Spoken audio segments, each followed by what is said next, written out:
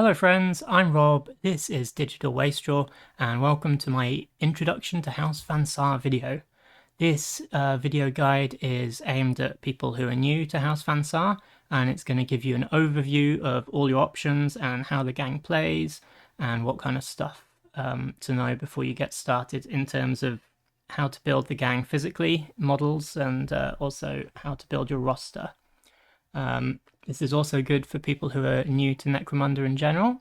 It's not really like a high-level tactics video, but you might find some useful tips anyway. With that said, what is exactly in this video? So firstly, we're going to have a look at an overview of the gang. I'll talk a little bit about the strengths and weaknesses. Then we're going to look at the weapons and war gear.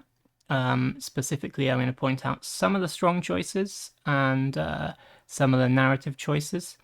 I like to call this category narrative choices instead of like bad choices, because I don't think there are too many like straight up bad choices in NECROMUNDA.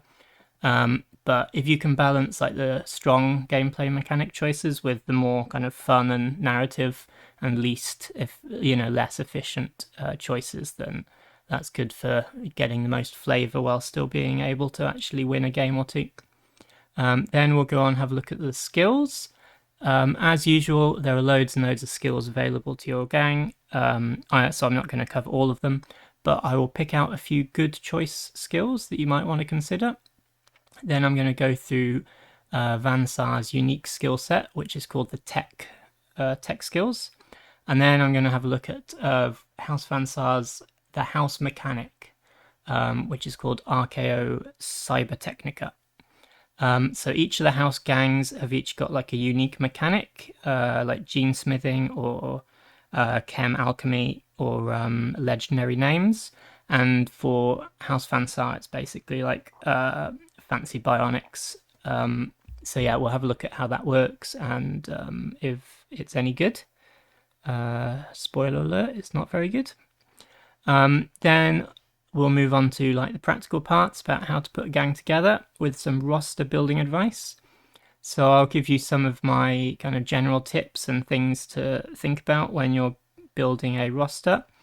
Then I'll have a look at some specific fighter loadouts for each of the fighter types available to your gang.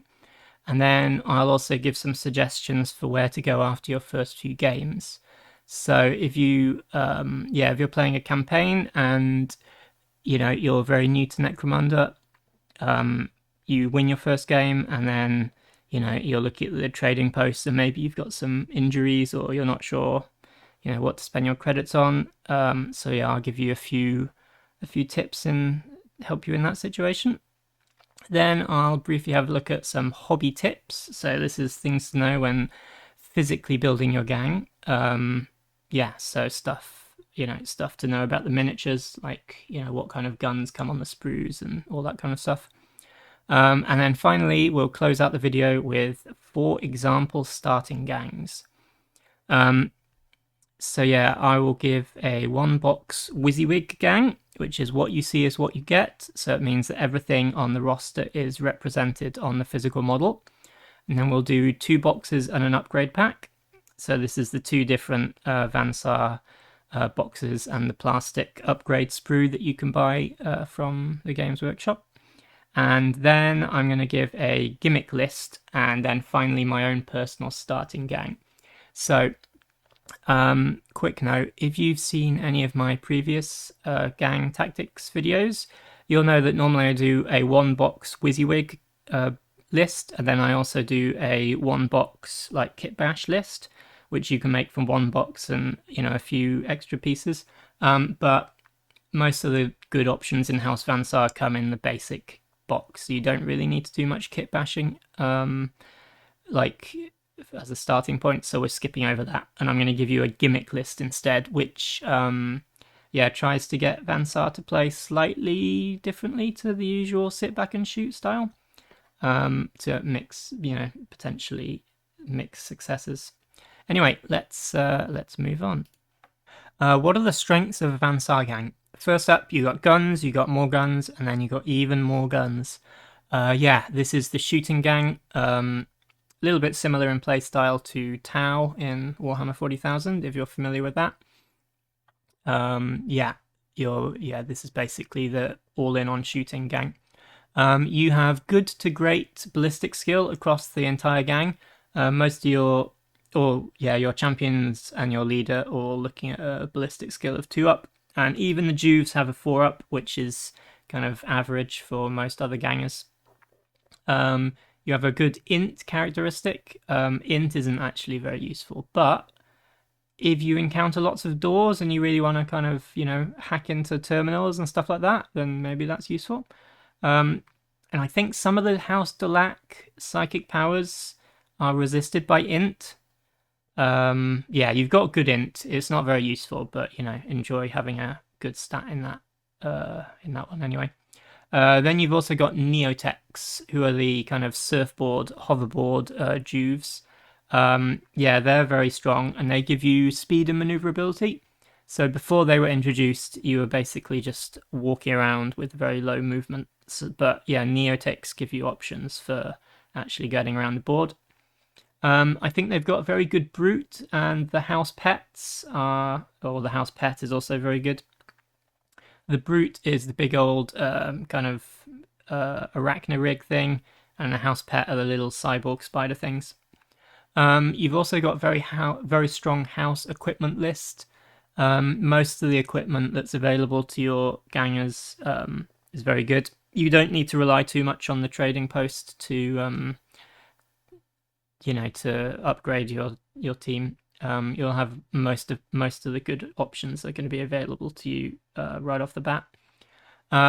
You get access to cheaper las guns and also cheaper las pistols.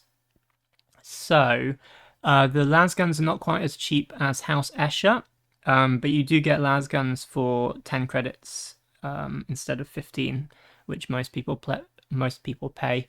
And las pistols cost you 5 credits. And las guns and las pistols are both very good, and they can be upgraded with hotshot packs, which makes them even better. So yeah, having cheaper las guns and las pistols is excellent. Van Saar has excellent armor. So all of your gangers, all of your people in the gang, all come with like the armored undersuit as a kind of built-in option, which gives all your guys a straight-up save of a 6-up, and then you can layer other armor on top of that. So yeah, you don't have any particular toughness tricks, but yeah, you'll have some good armor saves in this gang. And finally, you get access to some very good skills. So you have shooting and savant all across your gang, both of which are fantastically useful skill sets. And then moving on to a modeling perspective, as I mentioned before, you have very good options in the starting box. You can make a very strong gang right out the box. You're not really missing any weapons. House Escher, as an example, is missing quite a few key pieces of their armory in the actual sprues, but yeah, House Van Saar's basically comes with everything you need, so that's excellent. Let's have a look at the weaknesses. Yeah, so they're good at shooting, but they are bad at everything else. They're basically a one-note gang. You're not going to be very good at close combat. All of your guys except for the surfboard guys have got pretty bad movement. Yeah, as I said, yes, you're slow. You have awful movement stats on all of your key characters, so that's your gangers and also your champions and your leader. You've got bad initiative stats across the gang as well. So yeah, bad initiative means that it's going to be difficult to escape combat, and it's also you're in danger of falling off things if you take a shot and you're standing on a walkway. So be aware about that. And also, if you're playing Ash Wastes expansion, I believe initiative is used for like jumping between vehicles. So yeah, low initiative is not ideal. So be careful about that. Your gang is very expensive, even more so than Goliath. I think this feels like a very elite gang. Yeah, so list building really comes down to it becomes like an exercise in budgeting and restraint. When I'm building lists for other houses, It feels like you put in a couple of champions, you buy some fun stuff, and then you've got some credits left to flesh out the gang with some basic guys. But for a Van Saar list, you'll really have to kind of count every credit, because everything is so expensive, and you really don't have enough bodies to kind of make mistakes. So yeah, it's a bit rough.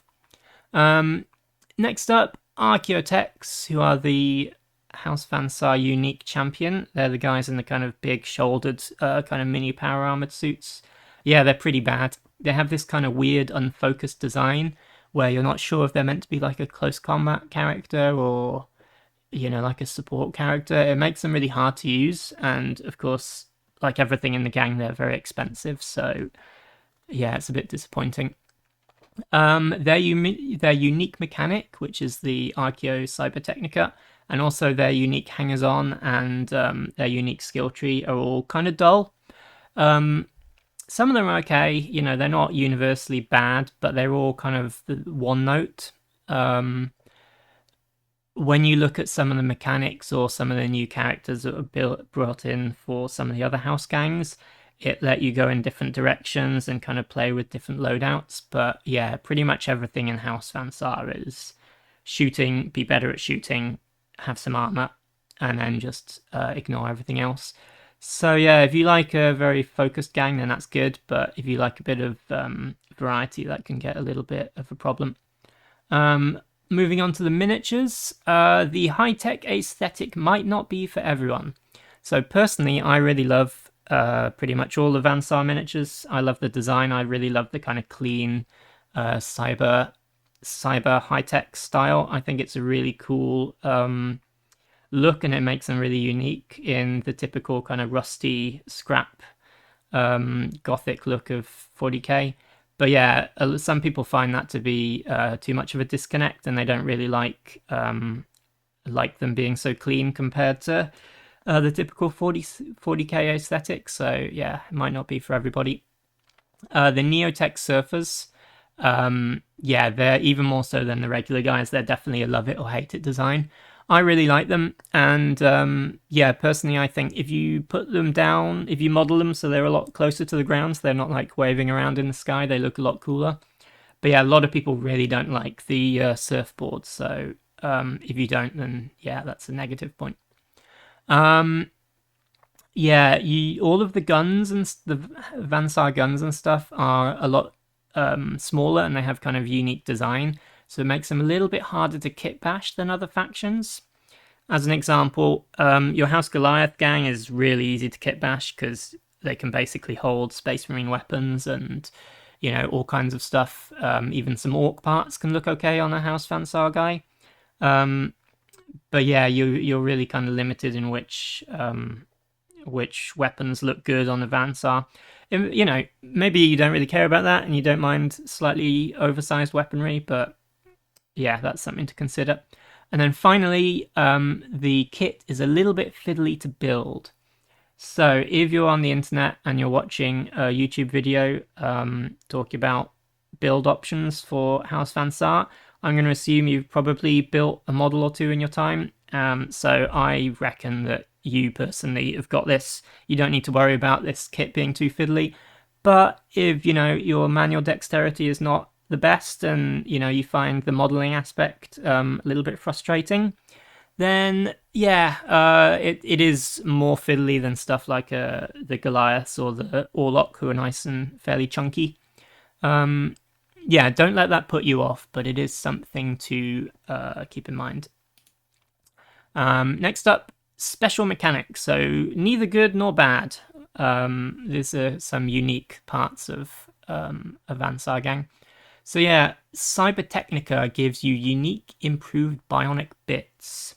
Yeah, you can buy these after to replace an injury. So basically it means that injuries can kind of overall become improvements to your gang, assuming you have enough credits. So that's kind of cool. Like as your guys get injured, instead of losing stats, like, the low-tech, you're the low-tech rivals, you can basically build yourself better into cyborgs and yeah, improve your abilities as you go along. Yeah, assuming you have enough credits to do so.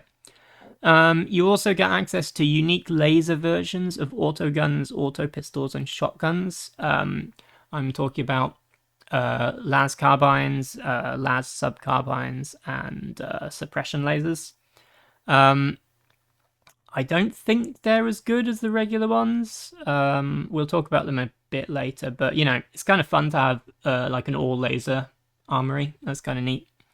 All energy weapons all the time. And then finally, you've got the High-Stra energy shields. Yeah, you'll have seen these if you've seen any pictures of Vansar. They're the big kind of cool energy shield things they have. The way they work is that they give you an improved save, and you can also use them in melee. You're not very good in melee, but the energy shields have the knockback stat. So if someone charges you and you survive, then you can swing back and hopefully connect and use the knockback to push them back out of combat. And then, you know, when you activate, then you can then shoot them. So yeah, that's kind of neat. Weapons and war gear. Let's have a look at some strong choices in your Vansar armory. No stub guns. Every other video I've made, stub guns always at the top. 5 credit stub gun. Love a stub gun. Alas, no stub guns for Vansar. Instead, they get 5 credit las pistols, which are better in every way. Well, they only get +1 to hit at close range instead of +2 for the stub gun, and they're not cool stub guns, but other than that, las pistols are better, and they're cheap, so love them. Next up, las guns. Yeah, 10 credits for a las gun in Vansar, and of course, as I mentioned before, a las gun can be upgraded with the hotshot pack, which gives it -1 AP, gives it bonus strength up to strength 4, which means that your basic gangers can get quite nasty. Plasma gun. Yeah, everybody loves a plasma gun. If you can take a plasma gun in your gang, regardless of what your house or gang you're playing, take a plasma gun. Yeah, basically, at 100 points, it's a real struggle to justify not going with plasma guns. Like, you have a lot of cool guns, but yeah, you look at what you're spending on a different gun or different war gear, and then you look at, oh, I could spend 100 credits on a plasma gun. Yeah, plasma guns are good. Probably too good. And I realize at this point that I've written points like some kind of dirty 40k player. So let's just change that to credits, because we're buying things in a shop like a good underhiver. We're not, you know, paying abstract points like a army general. Anyway, yeah, so plasma pistols. Plasma guns are back in pistol form, baby. Yeah, like a plasma gun, but smaller. They're good. Grav guns.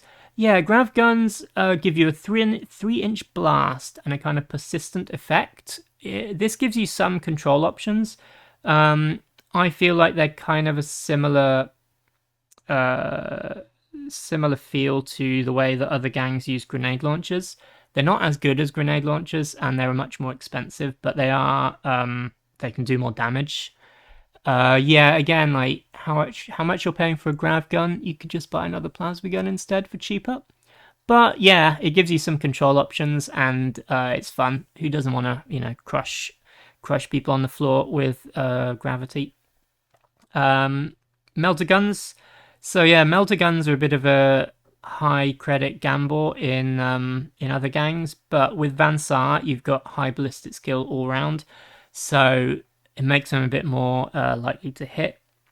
Yeah, so melter guns are very good. You've also got the las pistol melter gun combi weapon, which is 5 credits cheaper than a regular melter gun.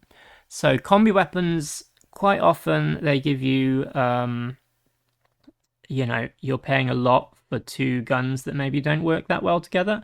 But yeah, consider the las pistol las pistol and the melter gun combi weapon is pretty good, because you can shoot your melter guns for slightly cheap, and then when the melter goes out of ammo due to being a combi weapon, then you've got the las pistol backup, because yeah, don't forget combi weapons, both parts of the weapon track ammo separately, so yeah, it's kind of a nice all-in-one option. You also have access to las cannons, multi-melters, and plasma cannons on your house list. So yeah, you don't even have to leave the comfort of your own house armory to buy these things. Yeah, they're all very good. They are very expensive though. I would say I don't know whether it's worth bringing one at the start. Don't forget that these are all heavy weapons, so it means that you can't move and shoot. So even though they're good at the start, you're probably going to want to get some suspensors for them, which means that which enable you to move and shoot. So yeah, good options, but expensive in an already expensive gang. Right, now let's have a look at the bad choices. Bad choices in a House Van Saar list. Yeah, everything that isn't a plasma gun or las gun is bad. Alright, thanks for watching the video. Don't forget to like and subscribe, and see you next time. Yeah, I'm joking, obviously, but also it's kind of also accurate. Yeah, let's actually have a look at this in a bit more detail. Right, yeah, so narrative choices. I explained before, but narrative choices is my preferred descriptor for this section. These are, yeah, kind of the more fun and less, efficient options for your gang. Yeah, bad point about Van Saar is that the super high cost of a Van Saar gang gives you less room for fun and less efficient options. So in other gangs, you can kind of bring a core or, like one champion and your leader with really, solid loadouts, and they're going to do some work, and maybe you've got some credits left over to buy something a bit less efficient, a little bit more fun. But with Van Saar, your budget is stretched so much that it's really difficult to justify doing that in a Van Saar gang, I feel. But yeah, so Hystra energy shields. I feel like these are probably a trap at gang creation. They're not bad. They're very, very good, and definitely consider them. And especially considering how cool they look. But yeah, if you're building a list and you're thinking about putting a bunch of energy shields on your guys, yeah, I think that's basically a trap option at the start. They're just too expensive. You can always buy them later on. But yeah, when you're starting out your original roster, I think like mesh and an undersuit should be enough to get you through your first few games, and then buy the energy shields when you got some money in the bank. Close combat weapons in general are best avoided in a Van Saar gang. Yeah, it saddens me to say this, but it is true, I think. As a little bit of kind of a statement of my personal philosophy, I feel like gangs or armies or rosters or factions or whatever who are like one note, really, really good at one thing, and like terrible or zero ability and everything else. I don't think that's very good design. I think it's better, having focus on one thing is fine, but I think, letting whatever faction you play, letting every faction do something in every part of the game, I think is basically a better choice than not doing that. Side note, in 40k, I'm also a very strong proponent of the idea that Tau should have some close combat units. They don't have to be good in close combat, but they should have some play in, charging stuff and fighting in close combat. And same goes for Van Saar. They're not very good. I think they should be. Don't let that stop you from trying. But yeah, they're bad options, and you're paying a lot for something that isn't really that good. The spider rig in particular, it's not bad on the table, but it is so expensive, and the only character that can take it is the movement for weapon skill 4-up fighter. Yeah, it looks cool, and who doesn't like a, high-tech Dr. Octopus guy with all multiple limbs and tentacles coming at you? But yeah, it's really difficult to justify taking that one. Rad weapons. Yeah, the rad rule is really fun. I think it's nice and thematic. It fits really well with the House Van Saar background as well. Yeah, it's a fun rule, and the rad cannon specifically, which is the heavy weapon that comes in the basic kit, the basic box, That gives you a 5-inch blast, and 5-inch blasts are very, very nice. But you're paying so much for the rad weapons, and they just have such a low strength that I don't think it's really worth it. Again, like, you're looking at how much you're paying for a low chance of wounding people, and then you're looking at, your plasma, and you're like, ooh, do I really want to pay more for a weapon that's worse? I haven't really tried them that extensively myself, though, so if you have a differing opinion of rad weapons, yeah, let me know down below. I'd love to be wrong about that, because I think rad weapons are cool as hell. Yeah, the unique las weapons, such as the las carbine and yeah, the other ones, the suppression laser and stuff, they're a little bit different to the kind of solid shot versions, like the autogun and the shotgun. Specifically, they give you the plentiful trait, so they're very easy to reload. But generally speaking, I think they're way too expensive. If they were cheaper, I think that you'd see a lot more of them. But yeah, when you're paying so much for your stuff anyway, you don't really want to be paying more for something that's worse. Hand flamers, yeah, flamers in general are overcosted in Necromunda across the board. Yeah, make flamers cheaper and make plasma more expensive would probably be positive for the game. But as it stands, yeah, flamers and hand flamers are probably too expensive to be worthwhile. That said, hand flamers are available to neotechs, and you can definitely put that on a flying surfboard guy, which will probably be quite good. And now that I think about it, this just popped into my head right now. Regular flamers, so Vansar have got access to the shooting skill, which means that you can take hip shooting, which is you can make a double move and then shoot. So if you do want to go with the flamer, you might get more use out of a flamer than a non-Vansar gang. Like if you stuck one on an Escher champion, you'd be moving 5 with your first activation, and you'd be putting down the template, right?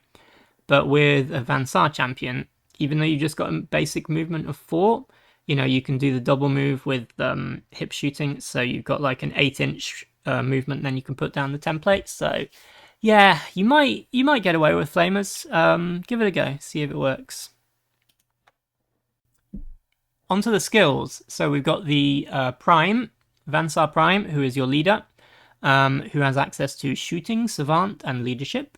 You've got your Augmech, who's your champion, who has shooting and savant. You have your Archeo Tech, who is your unique champion, who has savant and tech. And then you have your Neotech, who's your surfboard, hoverboard guy, who has access to agility if he survives long enough to get access to some skills. So in my previous house tactics videos, I looked at each character and then suggested some skills that were good for them. In this video, though, you'll see there's basically a huge amount of overlap in skills between all of the characters that you've got,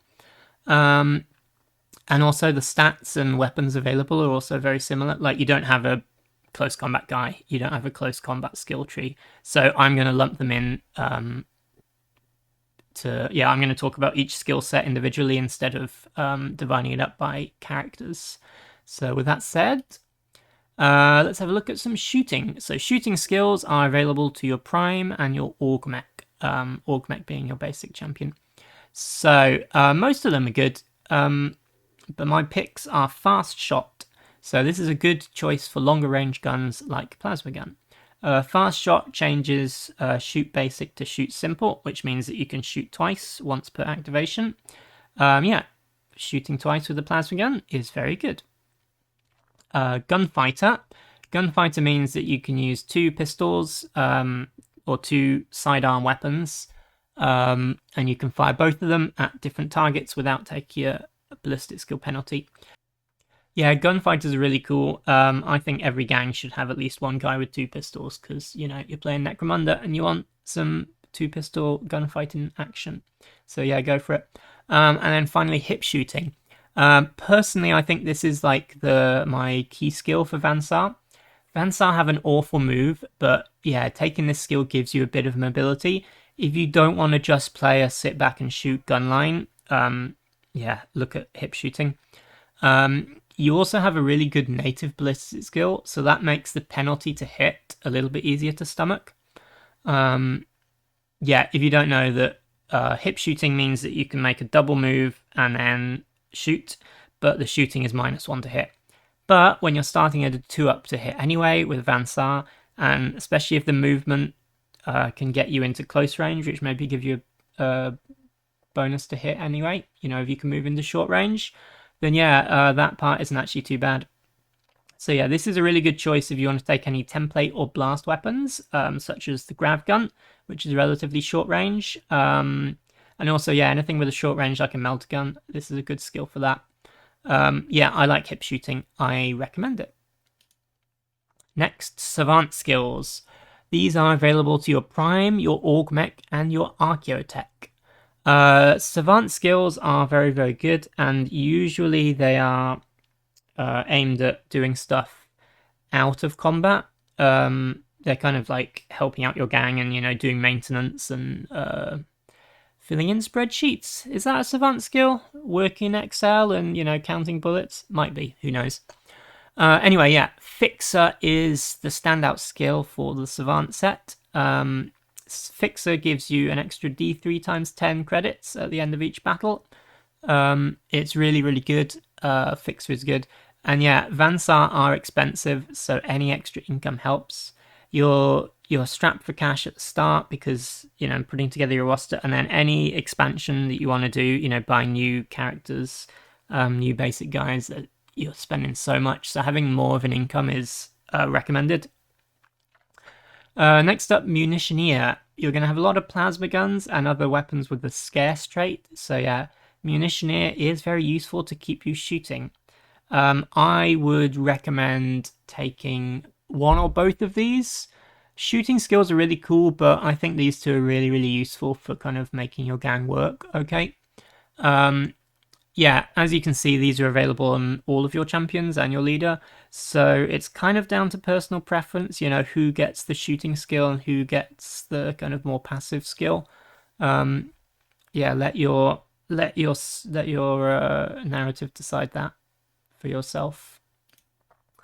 Yeah, everything else. So leadership is of course available to your leader, funnily enough, and overseer, of course, is very, very strong in some gangs. Has a bit of a reputation online as being a bit overpowered. Overseer means that you can take your activation and give it to somebody else, so they can basically take double activation, which means they can do shooting or they can do run, shoot. Overseer is very strong. But in Van Saar, I think they're so expensive that it's a waste to have your leader just yelling orders to someone else. When you're playing more of a horde gang, like, Corridor or something like that, then Overseer can be very useful. But in Van Saar, I think, your leader's too busy shooting whatever weapons they have to really make the most of Overseer. Then going on to Neotechs, as mentioned previously, they get the agility set, which is actually completely or almost completely useless. So agility set gives you spring up, which is a really good skill, lets you get up after you're pinned, but Neotechs have the grav cutters and they cannot be pinned. Other agility skills let you do stuff like jump over gaps or climb up walls more easily. And again, Neotechs are on flying surfboards, so they don't care about any of that. Also, I should note at this point that according to Games Workshop FAQ, which is on the website somewhere, Neotechs, if and when they get promoted, they do keep their grav cutters. So even if you decide to take an agility set and then you get promoted, you still won't be able to use it because, yeah, even if you get promoted to like a champion or even a leader or whatever as a Neotech, yeah, agility is not useful. Don't buy skills from Neotech. That's your takeaway for that. Right, let's have a look at the tech set, which is Van Saar's unique skill set. They're not very good. Yeah, that's the, if you want to skip ahead in the video, that's the takeaway from this one. But we'll go through them all in detail, just because we can. Right, first up we got Cold and Calculating. This uses int instead of your willpower or cool. yeah, this is unlikely to ever actually come up, and if it does, it's very unlikely to actually help. Yeah, it's only available to your Archeotech, and the Archeotech has pretty good willpower and cool anyway. Yeah, don't take this one. It's trash. Gadgeteer. So this one gives a plentiful weapon a new trait. I don't know what the traits are off the top of my head, but stuff like shock or whatever. You got a lot of fun rules that you can put onto a plentiful weapon. And specifically, plentiful weapons are stuff like las guns and those kind of guns. Or if your plentiful weapon has a rapid fire, you can give it a bonus rapid fire dice. So yeah, taking a las carbine or something like that and making them rapid fire too might be pretty fun. But yeah, I don't think it's really worth a starting skill slot. You've got much better and more useful skills to be taking. Might be fun as a kind of gimmick thing though. You could try it out if you want to. Mental Mastery. Mental Mastery makes you immune to insanity, and it also gives you a chance to dispel psychic powers as though you were also a psyker. So is this a good skill? This is not something that I can answer. Unless you're one of the people who's playing in a campaign with me, and then I can maybe give you a guess. But yeah, it's mostly worthless. But if you're playing in a campaign and you have lots of enemy weirds, then I think it would probably be pretty good.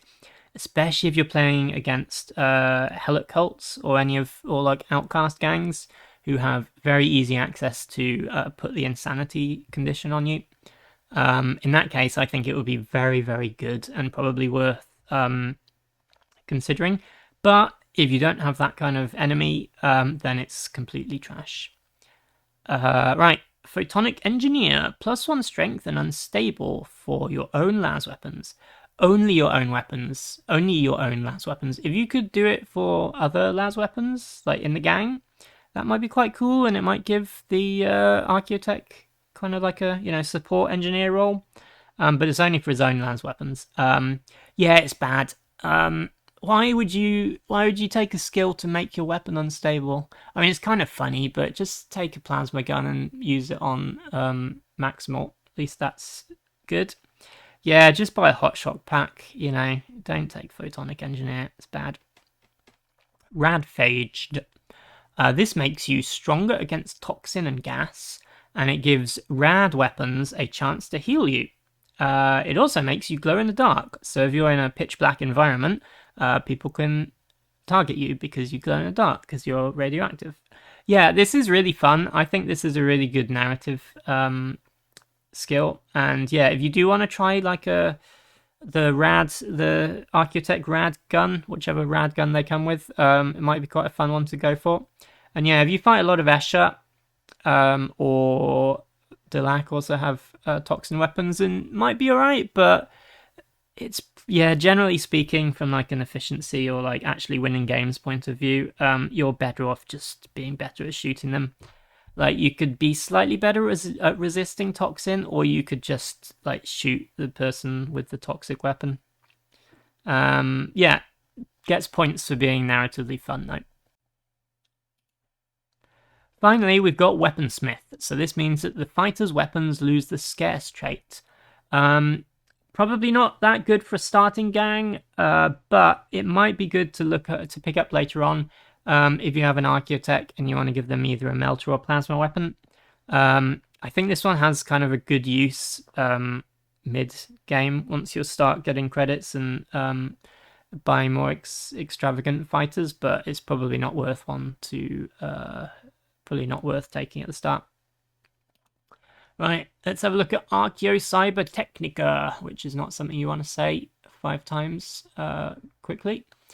Yeah, so this is House Van Saar's unique mechanic. I mentioned this before, but it's a bit uninteresting compared to other gangs' unique mechanics. All of the other gangs' unique mechanics make me think, wow, like I really want to, get in there, play with that. Really gives it some cool flavor, really makes me excited about the gang. Even the relatively basic one for Orlocks is still really cool. But yeah, Archeo Cyberteknika is like, it's just slightly more stuff to buy. It's alright, but it's just not super cool. Yeah, they're fancy bionic bits, and you can use them to heal injuries. They are expensive, but they are usually a straight upgrade over your regular fleshy bits, so they are good. They come in 3 ranks: Alpha, Gamma, Omega, with Alpha being the lowest and Omega being the highest. And you can upgrade them from a lower rank to a higher rank. I should point out that you get an Archeo Cyberteknika for each part of your body, which also corresponds to each permanent injury that you can roll. So, you got one for your head, one for your eyes, one for your legs, etc., etc. And each one of those comes in these 3 ranks. Yeah, installing one or upgrading from a lower rank to a high rank makes you go into recovery. So if you have some of this fitted, then yeah, you'll miss a game. And as someone who has had surgery myself, I can confirm that it took quite a while after having surgery for me to want to go out and shoot plasma guns at people. So yeah, they need time to heal up after that. High rank Cyberteknika can be strong, but it is expensive and it needs a lot of missed games to get to the top level. It's got potential, but it's a real long-term investment. If you're playing in a long campaign and you regularly get, multiple games, then yeah, it's probably got more value to you. I generally don't get that many regular games, even in the campaigns. So, missing like 1 or 2 games is a kind of a huge deal. Yeah, this is the other part. Archaeotechs start with 1 for free, but they can buy their own for cheaper. Again, they can only get a discount on ones that they install in themselves. If they could get cheaper ones for the whole gang, it might give them a kind of use as like a, cheap techno medic, which would be really cool, but no, just for themselves. Starting with 1 for free though is good. Don't overlook that when you're thinking about Archaeotechs. Yeah, so most of the Archeo Cyberteknika is not super exciting. Like, they're improvements over being injured, but they're not really worth, spending huge amounts of credits to get just for the sake of it. That said, there's a couple that are a little bit more interesting, which I will talk about now. So Eyes first rank gives any weapon that you're armed with infrasights. Infrasights let you see through smoke. They give you a bonus when you're seeing through in pitch black conditions as well, I think, but the most common use of infrasights is smoke.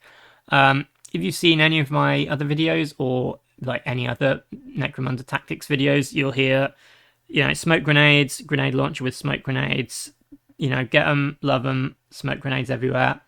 So yeah, if you're fighting against people with smoke grenades, then infrasights will let you completely ignore that. So this is fantastic. Yeah, the eyes are the best choice. Archeo, your Archaeotech gets a free one, so eyes are the best choice for that. And I think that's probably the main selling point of an Archaeotech. Another bonus point about the eyes, cyber eyes, is that regular infrasights that come from the trading post or whatever are limited to what kind of weapons they can be put on. I think you cannot put them on rapid fire or blast weapons, off the top of my head. But cyber eyes can, like, any weapon works. So yeah, you can have infrasights on blast weapons, and stuff like multi-melter or plasma cannon with infrasights might be pretty nice. So eyes are good. Have a think about some eyes. Torsonic, I think I'm pronouncing that correctly. Emphasis on the torso and less on the sonic. This is a weird one. I'm hesitant to say that it's good, but it's weird, so I want to talk about it / complain about it. So Torsonic rank 1 gives unarmed attacks bonus damage. Second rank of Torsonic gives bonus strength to melee weapons, not unarmed attacks, only melee weapons. And then the third rank gives you built-in suspensors. So each rank works in a completely different situation, and all of them seem opposed to each other in how you want a specific fighter to function. So yeah, Torsonic rank 1 is good for unarmed attacks, and then second is you have to have a melee weapon, and third is, if you're having a heavy weapon. So it's really, it's a puzzle. It's a puzzle how they designed this. However, if you buy an Archeo Tech and you take this one as your free one, and then you mainline your way all the way to Omega rank, bearing in mind the free one and the discount you get for buying it for the Archeo Tech, it is technically cheaper than just straight up buying Suspensors, but you'll have to be in the hospital for quite a long time, and it'll take a while. Technically cheaper, but yeah, you're pretty better off just buying regular Suspensors and playing more games. Anyway. General roster advice. So these are some things to think about when you are making a roster. When you're writing a list, when you're considering how to build your figures, all that kind of thing. General advice. So be careful with how much you're spending. Even with good guns, you still need some bodies. Don't go overboard on equipment and stuff like that. Be aware of how many bodies you've got. Aim for a starting gang of 6 minimum. I think I'm actually going to change that to 7. Yeah, live editing. I say live, I'm recording this, obviously. Aim for a starting gang of 7. You might be able to get 8 if you really push it. It is possible. 7 I think is great. 6 is possible. You might be able to get away with 6. Definitely don't go 5. 5 is right off the table. 6 is pushing it. 7 I think is probably the one to go for. Yeah, the reason why you want more bodies is because if you have a bad game, which can happen to anybody, it doesn't matter how strong your gang is, a couple of bad rolls can really mess you up. So if you have a bad game and you end up with loads of your fighters in recovery or even dead, then you go into the next game weaker because, they're not around, and then you lose that game, and then you go into what is known in the Necromunda community as the death spiral. Death spiral basically means that, you get weaker, so you lose your next game, then you get weaker, and then etc. etc. Having bodies is your best defense against the death spiral, so keep that in mind. In terms of armor, mesh for the leader and the champions, and nudity for everyone else. So it is tempting to gear everyone else up with high armor saves, and that is definitely like a strong point of the gang, high armor. But I think you're probably better off getting more armor once you've got some more income. Your gangers can live with their basic 6-up save for a few games. Finally, I would personally always take at least one of my skills as fixer. In my opinion, you need all the income you can get. It depends what campaign you're playing, obviously. Some campaigns you can get credits a lot more easy than other ones. Take this as my own personal choice more so than a universal statement. But yeah, I would recommend thinking about fixer because money is good. Right, with that said, let's look at some specifics. Right, so your Prime and your Augmech, they are both very similar in terms of stats, in terms of weapons available to them, and in terms of skills and stuff like that. So the way you equip them both, it's going to be very similar how you equip both of them, like personal preference, which one goes on your leader, which one goes on a champion. You get great ballistic skill and average weapon skill. You have 2 wounds, and your Prime has 2 attacks, but your Augmech just has 1. Both of them have movement 4, however. Yeah, don't be tempted by a close combat weapon. It is sad. I did rant a little bit earlier in the video. I did do a little bit of a rant about how I think every faction should be able to do something in close combat. I think it's more fun that way. That said, Vansar are really bad at close combat, so I do not recommend buying a close combat weapon. I did play a campaign where I did buy a servo claw for my leader, and all campaigns she only used it once, and then that time when she used it, she missed all of her attacks. So that's my that's my advice. So now I'm going to give you some typical builds, which are, ways that you can potentially build your champion or your leader. So yeah, first one is the most common one, which you'll see in a whole bunch of different articles because it's it's one of the good ones. First up, you got plasma gun and mesh armor. You can give this character fast shot if you want to do more long range damage. You can also try giving them hip shooting if you want to play more aggressively. Do move and then try and get into close range, short range with your plasma gun. You can also consider Munitioneer or Fixer for a more support role. Munitioneer gives you the reroll bubble for ammo, which is really nice. And then Fixer obviously gives you the between game income, which is also very nice. Right, next build is the Gunslinger build. So you can either go with 1 or 2 plasma pistols. Yeah, so credits are short, obviously, which I've been saying all video. So you can always buy a second plasma pistol later. Don't force yourself to buy both of them at the start. Also consider las pistols. Yeah, las pistols you can also upgrade with the hotshot pack. So 1 plasma pistol, 1 las pistol, I think isn't too bad if you want to do this for kind of a more budget option. And then for skills, we're looking at hip shooting or gunfighter. So hip shooting means that you can do the move, and yeah, you want to get up close with pistols, so that's a strong one. And gunfighter obviously lets you shoot 2 guns, which is kind of the point of it. So both good though. So consider which one you think will be more useful. On to some more slightly weirder builds. I call this one the microwave dinner delivery build, because this champion will get up close and then deliver your microwave dinner.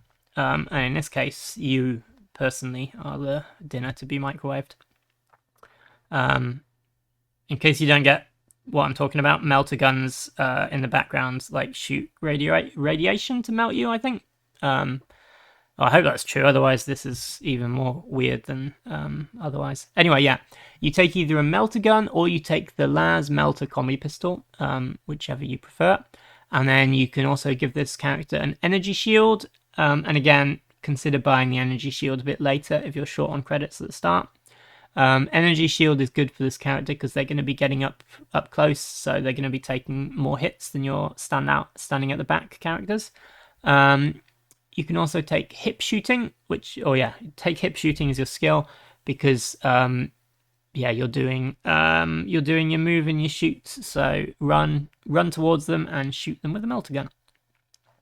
Note that if you take the las melter combi pistol, it is in the pistol section of the Wargear. But yeah, note that gunfighter only works on sidearm weapons. So you cannot use it on the melter profile, only the las pistol part of the weapon, just in case there was some confusion as to how that works. Sadly, you cannot gunfighter your way through with 2 melter pistols, unless you buy melter pistols, which are in the black market. But, that's for something to think about on another video. Right, next up, we got the gravity build, which does not have a especially cool name, but here we go. I like this one personally. This is a grav gun and hip shooting. Yeah, you double move forward and you drop grav blasts to slow your opponent or kill them. Probably this isn't as efficient as just buying another plasma gun, but it gives you some aggressive control type options. This is much better used on a champion rather than your leader because you're going to be getting up close and taking some hits. So this character is more likely to get killed in return, so better to sacrifice a champion rather than a leader. And then next up, we got a bit of a weird one, but I quite like it. So this is the hipster shotgun build. So why have I called it the hipster shotgun build? Because all of Saar, they love lasers and they love energy. They don't do old-fashioned shit like bullets or, cartridges or anything like that. But this character is a hipster. They love retro stuff, and in particular, they love shotguns with real bullets. So they're probably insufferable back at the base, but, they're trying out them shotguns. Obviously, you don't get access to shotguns in the House Van Saar weapon list, so you will need access to the trading post to try this build out. So it's not possible in a starting loadout. Then you buy either the shotgun or the combat shotgun, and then you buy some ammo, and then you buy an energy shield for the same reason we gave an energy shield to the melter gun guy, because you'll be getting up close, and then you buy hip shooting as your skill. Yeah, this is kind of like a Van Saar, boarding shotgun, breach and clear type character. High armor, going in, shotgun. So you can go with either a shotgun or a combat shotgun for this character. Regular shotguns give you access to more ammo types, and you've also got a slightly longer maximum range. Again, I've mentioned this before, but your high native ballistic skill compensates for the fact that you're moving, and also lets you take the kind of longer range shots with shotguns. So yeah, might be quite fun to try out. And then if you want to buy a combat shotgun, this is good if you want to play with templates, especially if you buy the Firestorm ammo.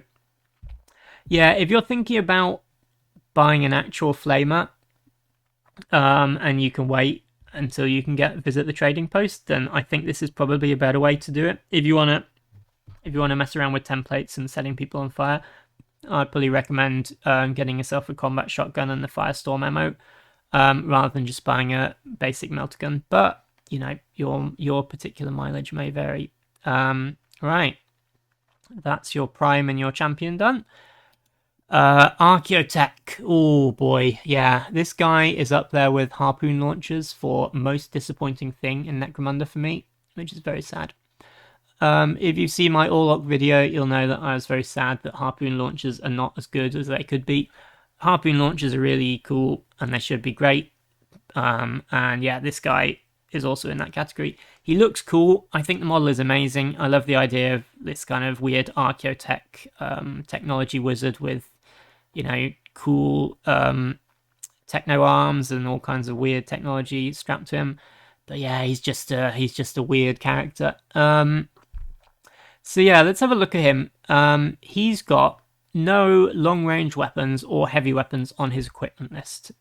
Side note, he can take them later. He can equip them if you buy them from the trading post, but not right off the bat. He cannot take them right off the bat. And then he gets access to the Spider Rig.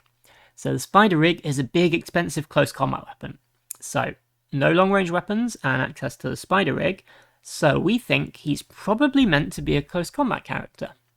But then you look at the stats. Movement 4, weapon skill 4 up, only strength 3 and only 2 attacks.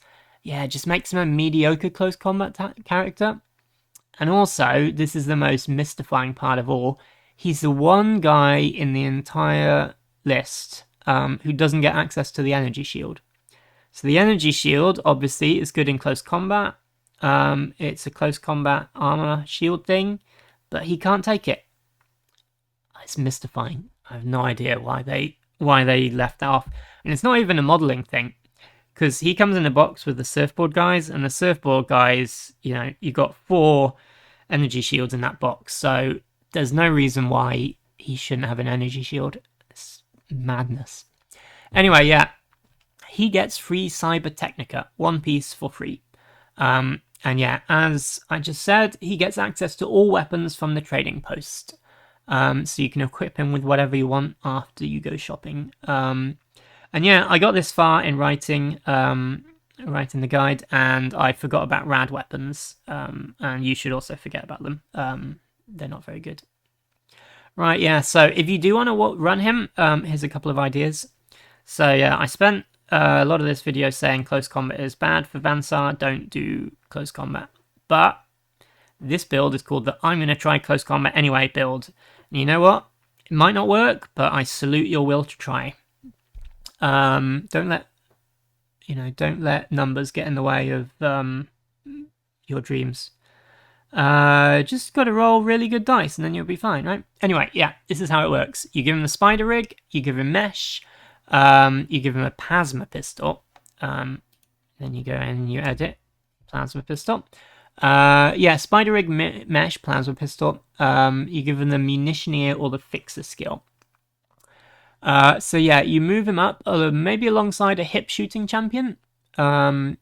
Again, something to note is that he doesn't have group activate. He cannot group activate friends along with him.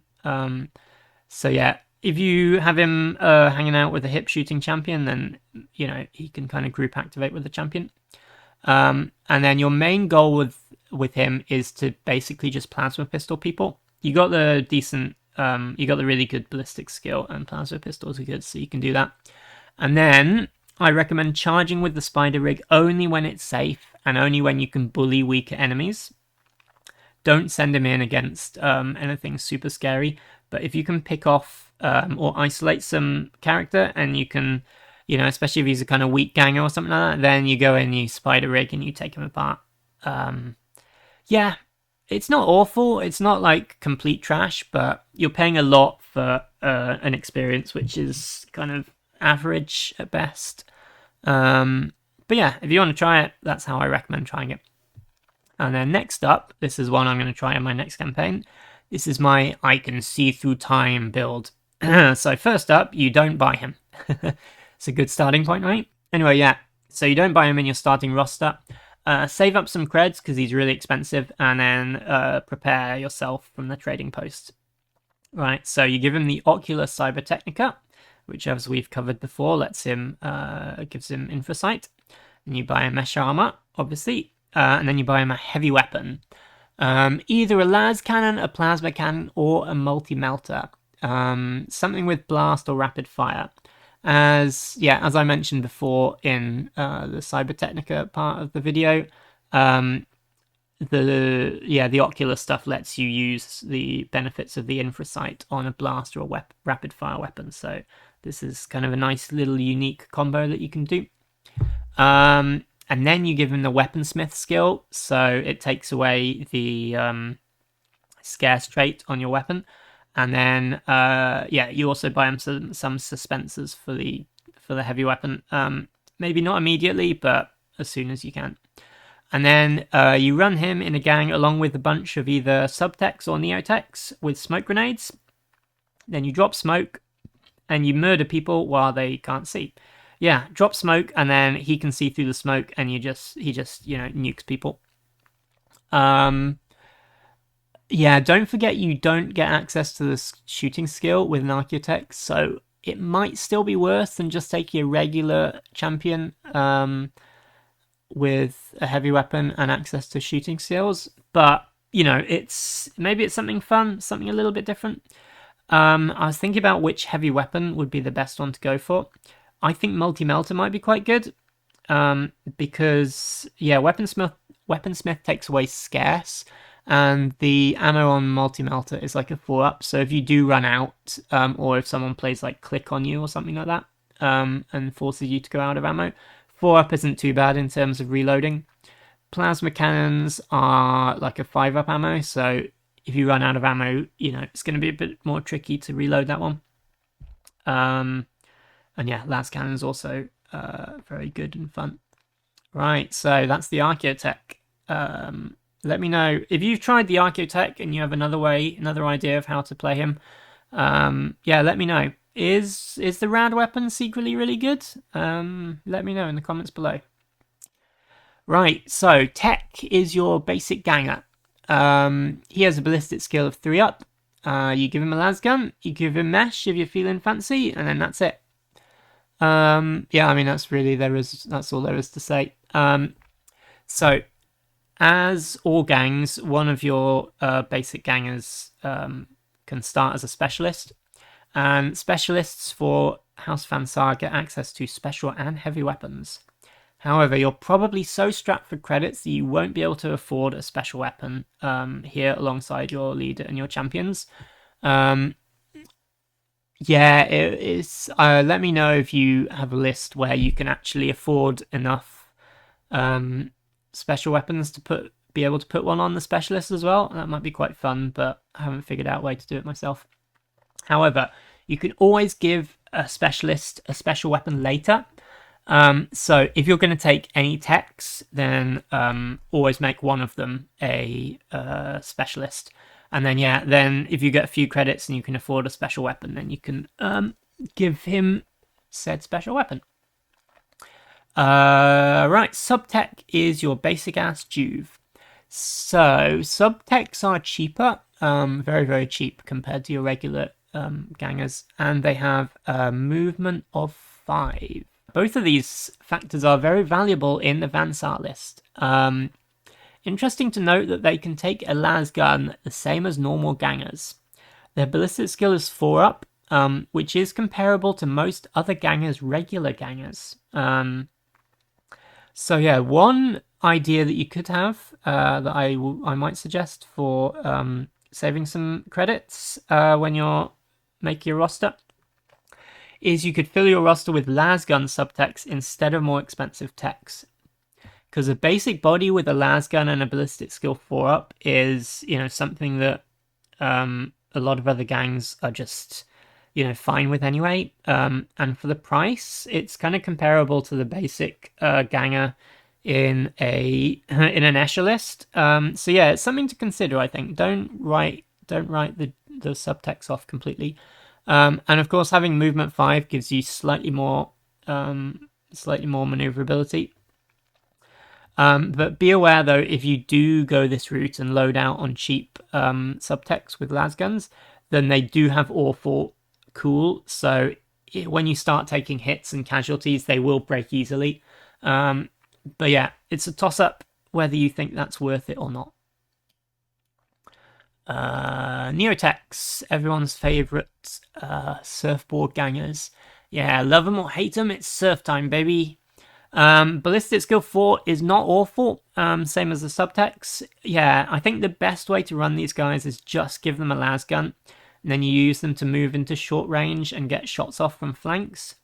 Like, you have your core of your gang with your plasma guns and your las guns doing the shooting, and then your neotechs kind of go up the flanks and root people out of cover and take shots with the las guns. Then, of course, you can upgrade the las guns to hotshot packs, which gives them some future upgrade potential.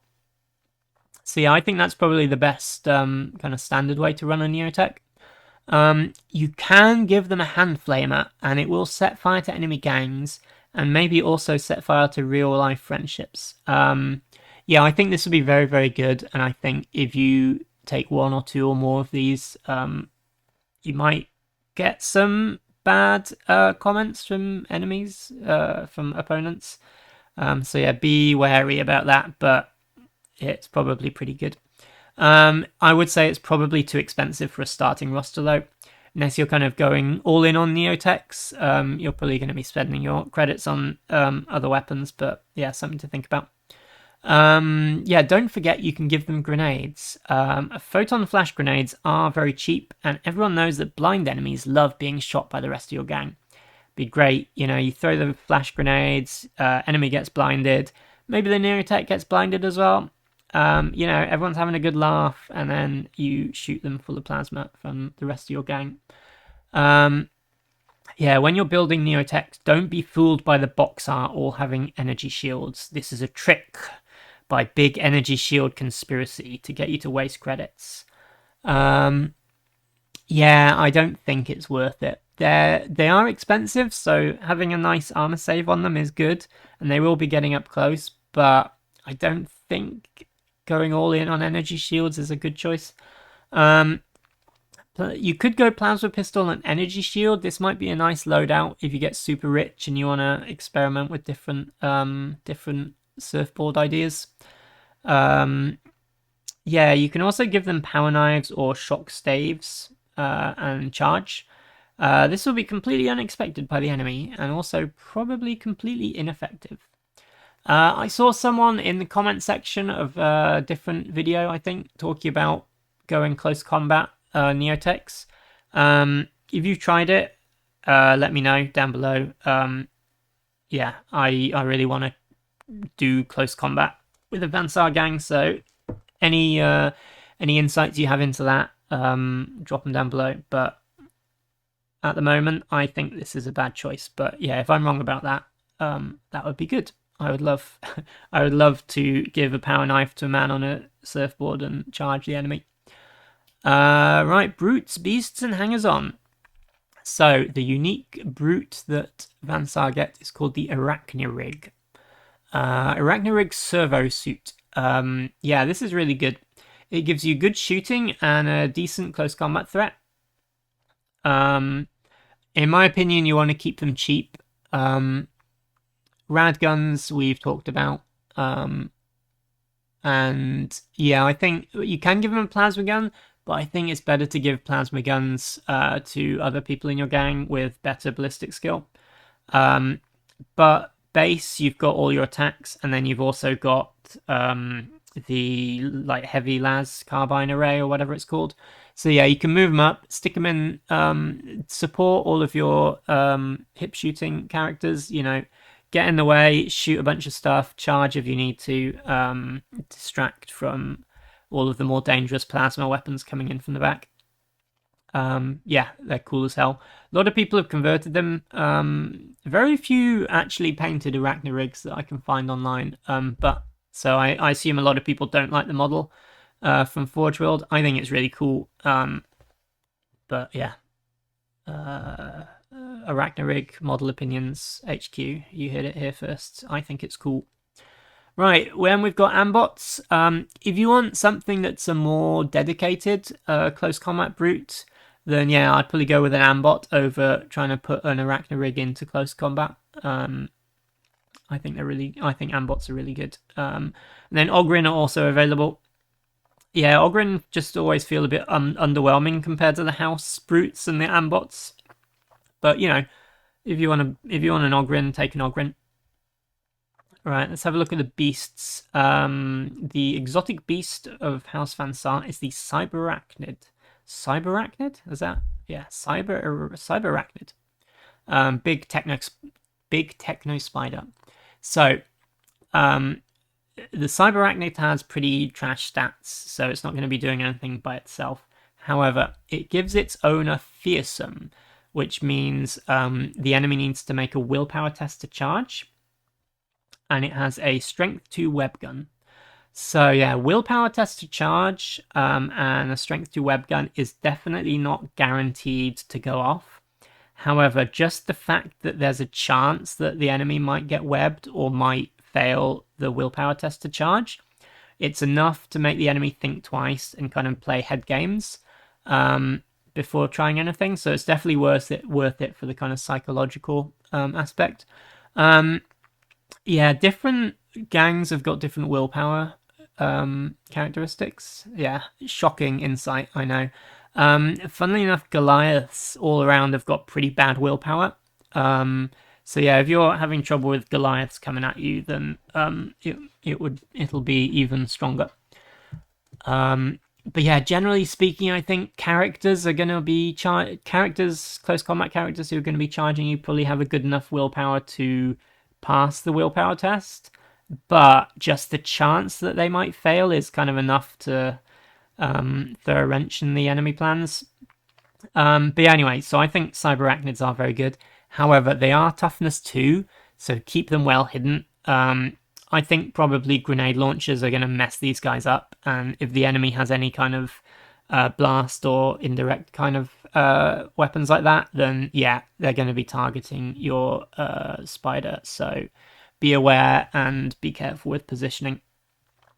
Right, let's have a look at the unique hangers-on. Yeah, you get options of a lot of hangers-on in Necromunda. There are some in pretty much every book that comes out. There's loads and loads of them. Some are good, some are bad. I'm not going to talk about all of them. We'll be here all day, and I've already gone on for quite long enough.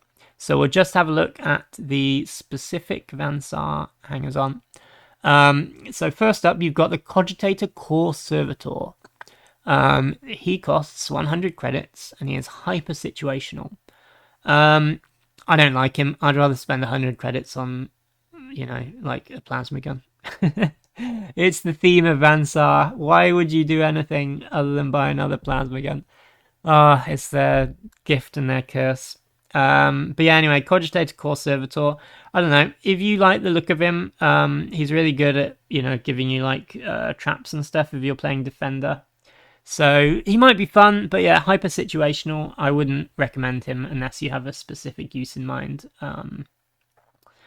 Tech Merchant gives you discounts when buying from the trading post. I think the Tech Merchant is available to any gang, but he's cheaper for Vansar. Yeah, I think he's definitely worth having a look at. I mentioned before that Vansar do have a very, very strong house list, so you might not be relying on the trading post quite as much as some other gangs. But yeah, I think still in long-term campaign play, once you get money coming in and you're going to be playing around with more, exotic loadouts for your champions and more weirdo stuff that you want to buy from the trading post, then the Tech Merchant is probably worth picking up then. But yeah, maybe not the first one. Yeah, next up we got the Data Scrivener. Yeah, they are there for when you need help opening doors, but not too much help. And you really want to pay someone to do a little bit of help opening the door. If you can't tell from my tone, I don't think much of them. Data Scriveners are trash. Not even fun as a narrative thing. Just a waste of a hanger-on. Yeah, don't forget the Rogue Doctor. Rogue Doc, definitely consider that because your guys are expensive and you don't want them to die. Next up, what to aim for after your first few games. Yeah, get more bodies. Try and expand until you have around a 10 to 12 strong gang. Specifically also try and get at least 2 or 3 neotechs so you have some speed. Basically you want to give yourself enough bodies to survive a bad game and still be able to go into the next one with a strong roster. Again, I mentioned the death spiral earlier, and yeah, 10 to 12 is probably enough that you can take a big hit and lose a couple of characters and still not be out of the campaign. So that's kind of your priority, I think. Next up, get some clothes. Give everyone mesh. You don't have to do it immediately. It doesn't have to be your number one priority. But as you start getting credits, start upgrading all the characters that don't have mesh to have mesh. A whole gang with a 4-up save will be very nice once you have the credits to afford it. Yeah, next up, get las guns. Buy all your las guns, hotshot packs. If you're feeling fancy, you can do that for las pistols as well, especially if you're running like a close-up pistol champion who's using your pistol a lot. Hotshot packs, definitely. Get some grenades. Flash and smoke grenades on your neotechs and or subtechs to give you some kind of battlefield control. I mentioned subtechs here because they are movement 5, so they're marginally better at getting close to the enemy, but yes, grenades are probably going to be going on your neotechs. You could also buy a grenade launcher from the trading post if your arms are tired. Most of the other gangs get access to the grenade launcher just like straight up in their house list, and they're always good in those lists. It's not in your house list, but don't let that stop you. Yeah, all the other gangs are having fun with grenades, so you should too. Well, you don't have to, but you can do if you want to. So yeah, once you've kind of ticked off all of those points, I would say you're probably at a stage when you can afford to start spending money on luxuries. So ambots, hangers-on, really expensive heavy weapons, all that kind of stuff. That said, this list and this guide is not completely exhaustive. There's probably some options that I've missed. I did actually mention Rogue Doc, but yeah. So yeah, have a look around, see what takes your fancy. If there's a particular gun that you want to try out, go ahead and try that.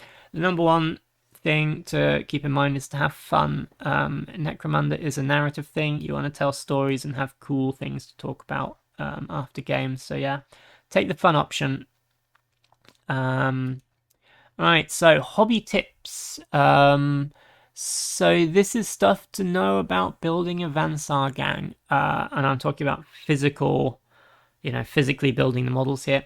It is a very flexible kit. Unlike all of the other gangs that I've built, any of the guns go on any body, pretty much. So if you haven't built a Vansar model before, basically you get the arm, and the arm has like the trigger and then like the stock, and then that's it. There's like a cutoff, and then you get all of the guns separately, and then you have like right and left arms both are both holding guns, so you can kind of mix and match in that way. So yeah, compared to the other house gangs, it's very flexible on which gun goes on which body and which arm. So that's good. You got a lot of options when you're building it. The design is a little bit smaller or slimmer than most 40k human figures, but I think most heads are a comparable size. Yeah, if we jump back up to this first one right at the start, this is my Vansar. Yeah, talking about the picture. This is my Vansar Prime that I converted. And the head there is actually one of the resin Stormcast female heads. So yeah, even though it's for Stormcast, you can see I think it's a pretty good size. So yeah, have a look at a variety of heads. Where were we? Oh yeah. Yeah, that said, I think Delac heads and Delac weapons work really well on Vansar bodies. They're both kind of a bit sleek and a bit kind of techno. All the Delac heads have got like the weird bionic eyes and stuff like that. So I think they're a pretty cool fit onto Vansar. And I also think they have similar necks, just off of the top of my head. But I think the necks are quite similar, so I think you can just straight up glue a Delac head onto a Vansar neck, with with no work needed. So yeah, if you have a friend who has Delac, feel free to swap heads. Is that dirty? Sounds a bit weird, doesn't it? Anyway. Yeah, guns are smaller and a different design to most other 40k bits, but the basic kit does give you most options anyway. Yeah, depending on how picky you are about aesthetics, that might bother you more or less. Also, I guess you can also have a think about Necron and Tau ranges. Also have some kind of weird technology that's definitely not Imperial. So, if you're looking for some bits to make your gang a little bit unique, you can do that.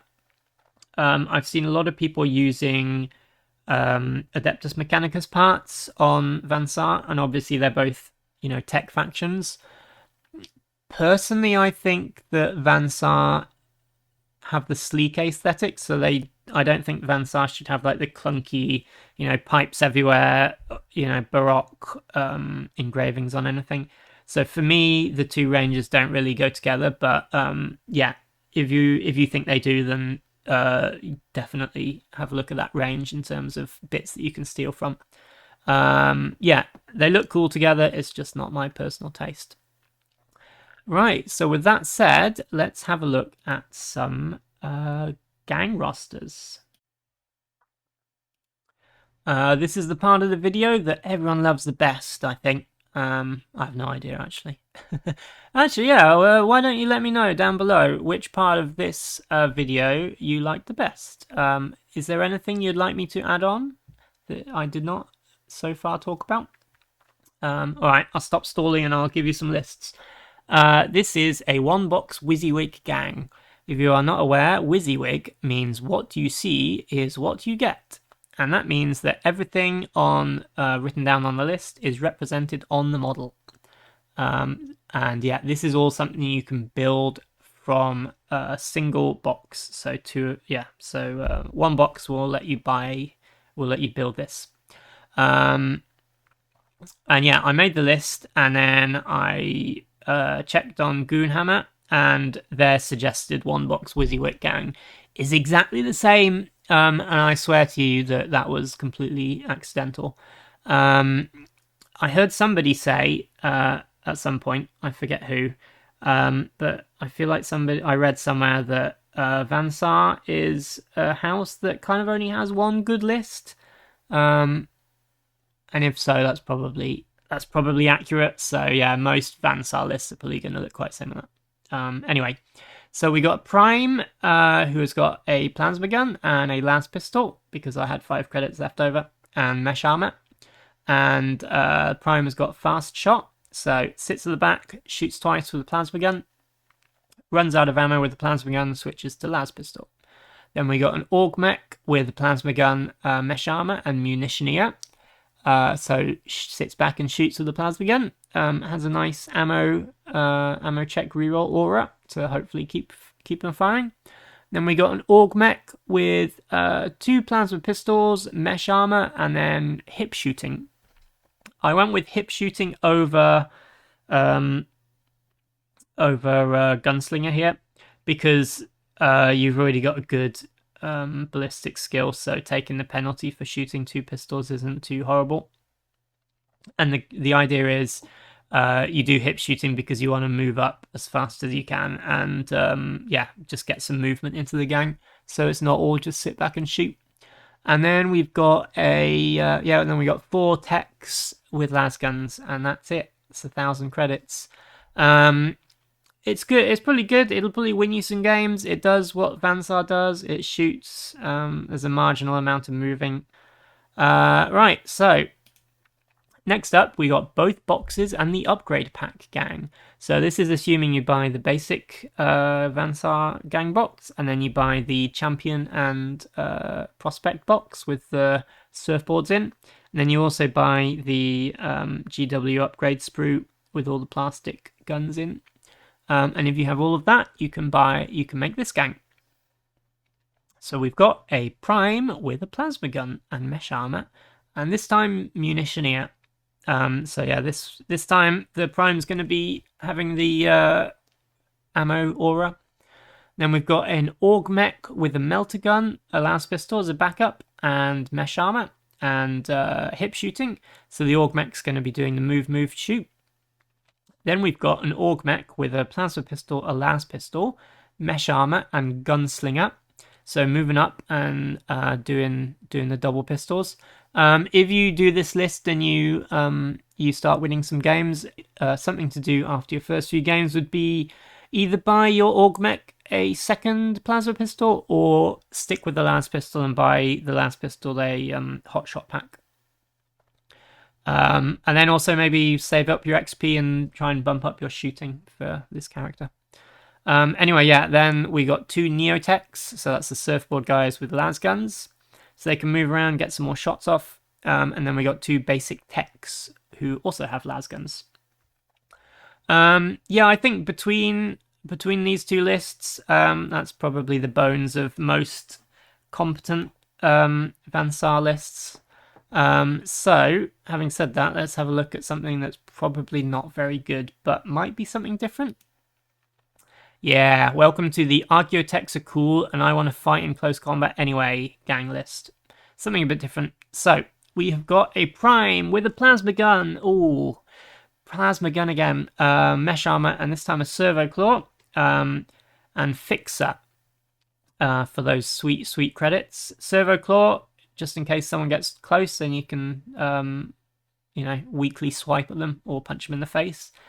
Then we got an Archeo tech with plasma pistol, spider rig, mesh armor, Torsonic Cyberteknika, and munitioneer. So this guy is going to move up and shoot people with a plasma pistol. If you get within charge range and there's someone that you can bully, like a shooting champion or a basic ganger, you can go in and fight them with the spider rig. And the goal with the Torsonic Cyberteknika is to upgrade it to the 2nd rank as soon as you can. And that'll give the spider rig +2 strength, which will make him a little bit more dangerous. And then probably buy him some movement and more attacks when you've got the XP. Next up, we got an Org Mech with a grav gun, mesh armor, and hip shooting. Yeah, again, hip shooting, so we got the move. We're dropping the grav guns to slow people down and crush them. And then we got a Neotech with a las gun. surfboard in lasgun action. And then because all of our previous things are so ridiculously expensive, rounded out the list with 2 subtechs with lasguns and a subtech with a las pistol. So yeah, this is basically we got some cheap ass tubes for numbers. So even though we've got some really expensive champions, we're still looking at 7 bodies, which is quite good. But yeah, as I mentioned in the subtech section in this video, you've got a ballistic skill of 4 up and a lasgun, so they're not too bad. But yeah, be aware the cool is awful. So if one of your guys goes down near them, then they'll probably break and they'll probably run. But hey, just don't get shot and you'll be fine. Right, and then finally we have got my personal starting gang. So this is kind of a variation on the previous list, but kind of trimmed out the bits that didn't really work and made it a bit more focused on how I want to play. This is not the best list. This is not like my secret tech list. This is based on what models I want to paint, what models I already have, and what things I think are cool. So we've got a prime with a plasma gun again, and mesh armor and fixer because I desire those sweet credits. We got an augmech with plasma gun and mesh armor, and also munitioneer, munitioneer for the reroll. Although I might be tempted to go 2 fixers, just get them credits. And then we've got an augmech with grav gun, mesh armor, and hip shooting, same as previously. Then we got a neotech with a las gun for floating around and getting side shots. Then we got a neotech with las pistol and photon flash grenades. So he'll be zooming in and getting close, taking pot shots with a las pistol, and then hopefully dropping photon flashes on people and blinding them. The goal with him is to try and hopefully get him to survive and level him up, and then buy him a hand flamer and have everybody hate him even more than they do at the start. Blinding people and setting them on fire. Excellent. Then we got a single tech who is a specialist with a las gun. After the first game or 2, when I got enough credits, I can buy him some form of special weapon. No idea what, but he can carry it. And then finally we got a cheap subtech with a las pistol. So yeah, this subtech will probably be hanging around with the grav gun, hip shooting, augmech. Do move. This subtech's got movement 5, so it can keep up and then get close and shoot people with the las pistol. And yeah, each one of those lists is 1,000 credits. As you can see, they're all very similar. But yeah, there you go. That is the end of the video. I hope this gives you some form of insight into how a Vansar gang plays. Yeah, thanks for watching. That's the end of the video. So that is my 4th house gang tactics video, and so I think the next one, much requested, is going to be Delac. So if you like this and you want to see more, press subscribe, and see you next time. Bye!